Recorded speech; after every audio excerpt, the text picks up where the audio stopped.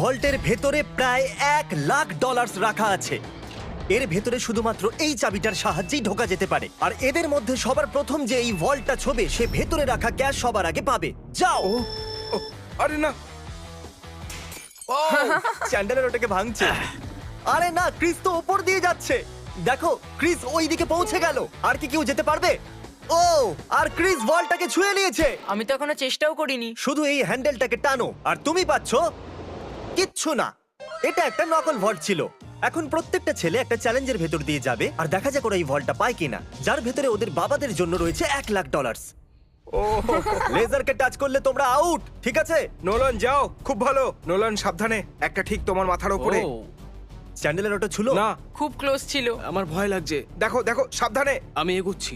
Nolan এগিয়ে যাচ্ছে, ও জিততে চলেছে আর ও জিতে গেল।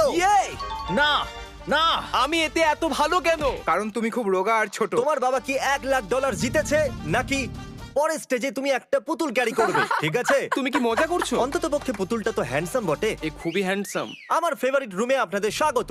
এই সিটি রেড সোলো কাপ দিয়ে তৈরি আর এখানে প্রায় 100 কোটি রেড সোলো কাপ রাখা আছে। আমার একদম মনে হচ্ছে না এটা তুমি সত্যি। শুনো না, এখানে তোমরা কি পাবে যা ওই ভল্টটাকে খুলতে পারবে?